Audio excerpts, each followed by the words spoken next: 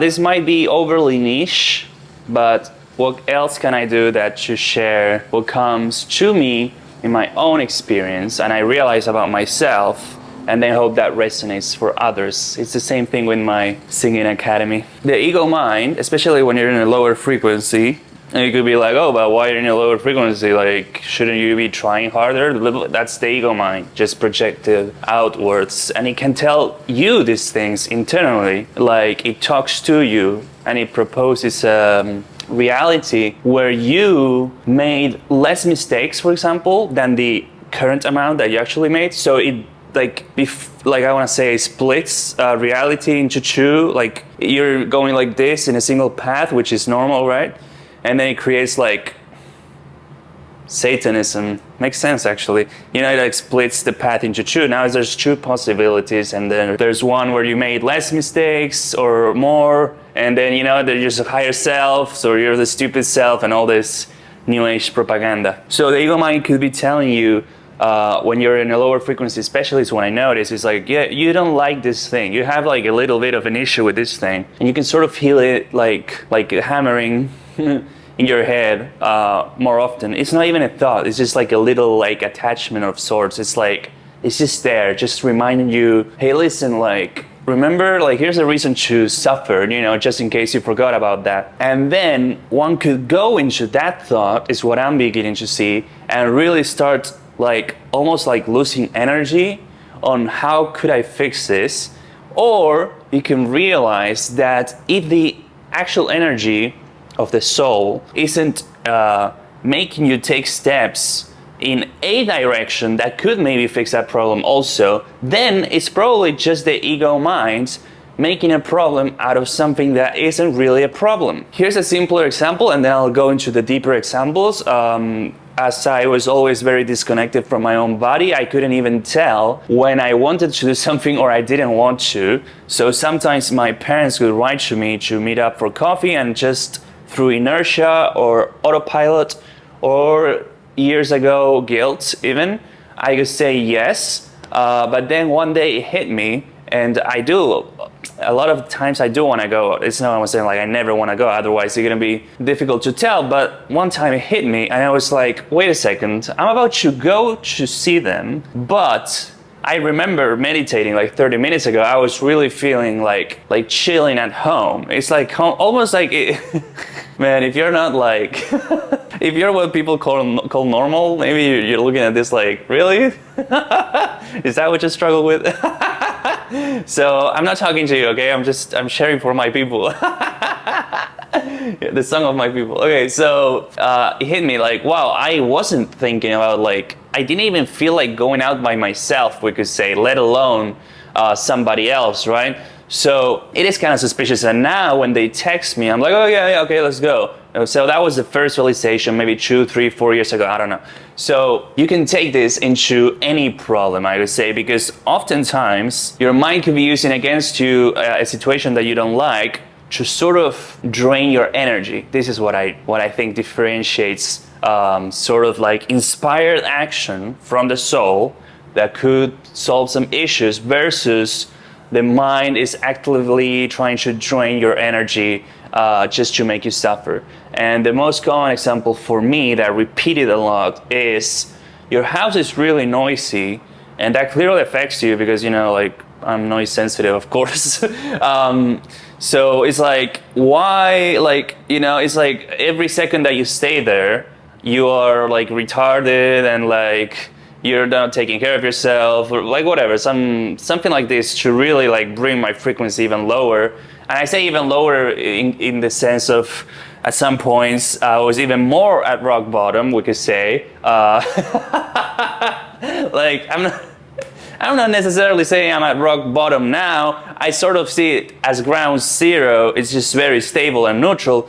But for the ego mind, it could be some sort of rock bottom, right? And it doesn't even have to be your fault. For example, a few days ago, if I'm kind of neutral now, it's because I think I like relapsed, but I was sleeping, you know? It's just like, and yeah, for someone normally be like, yeah, but that couldn't affect me. Well, it makes me go insane, and I have to pay the price even though it wasn't technically my fault. Like, how could I have avoided it, you know? And I think that says a lot, if you're receptive, about how the ego mind will torture you for things being your fault. And so you think, okay, so if it wasn't my fault, like if I was less stupid and I didn't make mistakes, then at least my ego mind couldn't be torturing me. No, he or she would be torturing you just the same. It's like, that's how it's coded, you know, just it wants to drain your energy. Like it wants to bring you into the mind, which requires you having a lower frequency. So of course it's gonna guilt trip you over things that are literally not even your fault. And of course, just to be realistic, we say over things that are your fault as well. And sometimes the soul kind of like agrees in the sense like, maybe we should stop doing this, in the sense that clearly it just hurts us, but it's not with this moral, shameful type of, it's more like noticing like you're self-harming almost, so you just like stop. So yeah, when that lowers my frequency, suddenly the noise wasn't not bothering me the previous days. You know, I was sleeping really well in spite of the noise. I used noise canceling. No, I used like little things you put inside your ears to sleep, like the protection type of. Okay, so but anyway, now I was using, after the relapse, I was using the ear protection, and I was still like, the mind was doing berserk with these thoughts just to make me feel bad. And I was like okay, like we could go to I don't know, like a hotel room for the night, like some solution that is nearby. Not in the sense that here's where it gets interesting. I don't really have the energy or the money, we could say, either in this specific moment to book a room. You see what I mean? So here's where it gets interesting to me. I start noticing, I'm like, well, wait. If I really care about the noise, I literally do have these headphones, and I can just go into the bathtub in my bathroom, which is the only room in the house. It's a studio apartment. It's like I can just like sleep in the bathtub with those guys, and that's it. Like it's, you know, like that. I have the energy to do. So here's where here's where it gets interesting, right? I'm like, I have the energy to do that because it's like nearby. And so if the noise is really the problem, then I could just do that. But here's where it starts clicking for me. It's not the problem. It's like the mind where you're in a low frequency, in this case, because of the relapse. Again, could be your fault, not your fault, doesn't matter. You just like have to keep going and like improving your habits and whatever raises your frequencies, right? So I'm like, it can't be the problem because I can solve it. And it could take me 5 seconds. Sure, it's not ideal. Like I would like to stay on my bed, and I could like blah, blah, blah. But you see, that also like lowers your frequency because it disempowers you. It's like I don't have the energy to whatever the mind says, like be a millionaire, buy a house, or like you know, like it's just, it is so out there, and it's not in the present moment. So you can't even take inspired action. But when one is living from the mind too much, it's like with my parents' example. I didn't even realize that I didn't feel like going, and the inertia could lead you to do something that you don't even really want to do, in the sense that your soul isn't really guiding you to do that, which in that case was maybe just I don't know if that day was because of guilt, because of like conditioning, like, oh, if I say no, they'll feel like I don't love them. I've moved on from these things, luckily, but let's say that was the case. So then maybe some cortisol spike of sorts made me go to the coffee shop with them because of guilt, and I didn't even really want to, but I sort of bypassed that with the mind and conditioning and, you know, learning patterns, like what you should do, what you shouldn't do. Today, I always, like, if I notice a spike of any sort of substance, like chemical or whatever, I always try to go do my silly little breath work until I can actually listen to what my body's telling me. And a lot of the times it is go, like you want to, like it'll be fun. And sometimes it's like, no, I can't today, I'm tired, or I just don't want to. And that's also fine, obviously. But the mind will literally, if you're not paying attention and you don't realize, like you catch that it's just like stupid, almost like retarded, we could say. Because like when I was in the worst moments that I had was when two karmic wounds got activated, we could say, and there's like a lot of trauma to purge, and I'm like going insane, like seriously, like shaking 12 hours a day, like just some crazy bullshit to purge.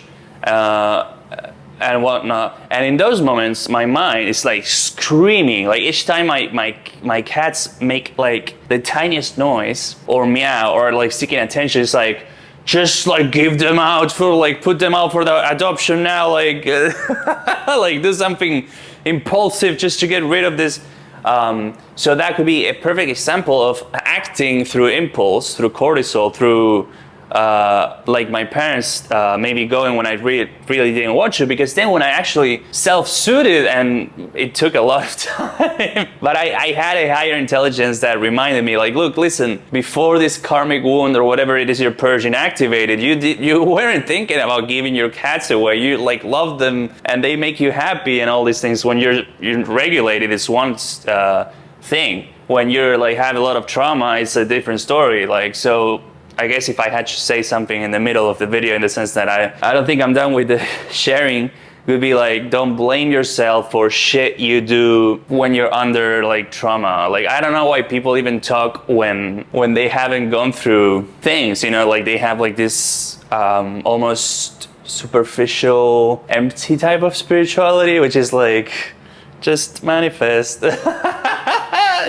just like be happy, bro. Like, have you thought about that? I'd be like, oh, right. I guess I'm retarded.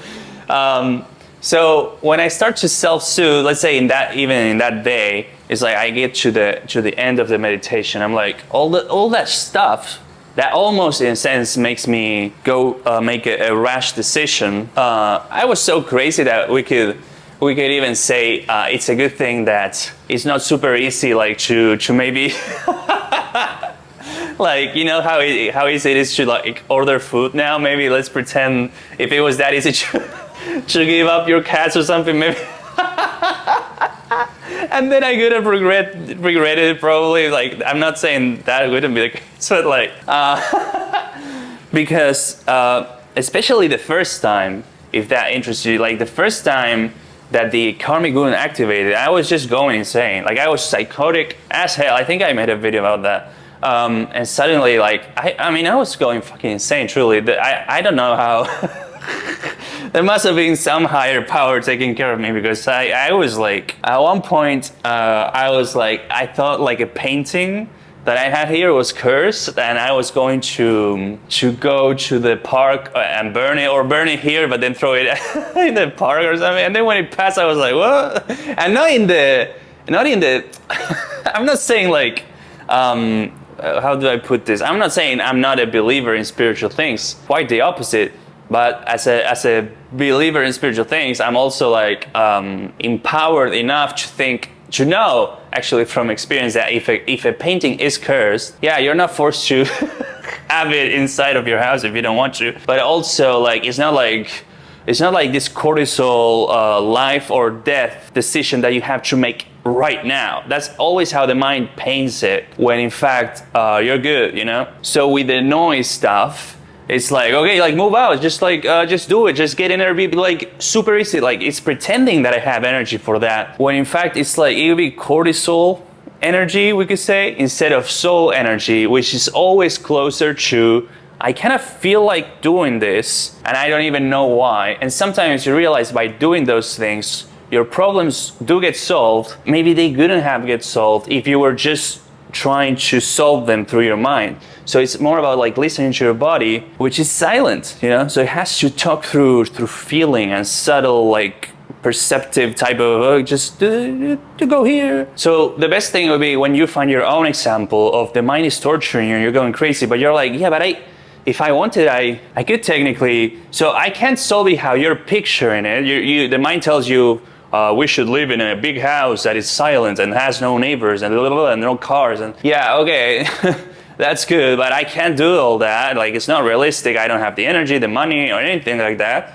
But I could, if this was about the noise, then I could go to my bathroom and stuff. And then the mind is like, oh, but it should be like that. So it starts like, you notice like, like someone is lying to me here. And when you're in a lower frequency, your fault or your fault doesn't matter. This cortisol type of thinking it could lead you to do things that then you regret. But here's where it gets really interesting, I think. Sometimes I did things that I thought was the cortisol spike, but then when I calmed down, I shouldn't use the word calm, it actually means the opposite of what you're trying to say. Just check out my cursed words little website. When the thing passes, I'm like, I don't really regret this. So I know that I don't regret the not giving away my cats or whatever, because like when I look at them, I'm like, I want to interact with them and I want to hug them, right? So it's like really obvious from the soul or something like that. But sometimes I did make rash decisions from the cortisol, even though I try my best to meditate or whatever in the midst of the craziness, and then I didn't regret it. So how do you even differentiate, right? So here's where it gets really interesting to me. I just try to pay attention to sort of, is there any like positive polarity of trying to counter, like go back on the decision? And I usually find like none whatsoever. So say you cut someone off and you're like, was I acting from my nervous system being? I have an example where I like kicked out a student, I think, because something he said like triggered me or whatever. And I didn't like it. I was like stressed. I was like, I think he's criticizing me. So why is he even in my academy? Like it doesn't make sense. So I kick him out. Then I meditate and slow down and chill and my nervous system relaxes, which is always like crazy. And I'm like, I actually get a feeling to email him and apologize and be like, I'm sorry, like that was me. And that, he was like super nice and he wanted to join again. It was a nice experience because I trusted like that gut feeling.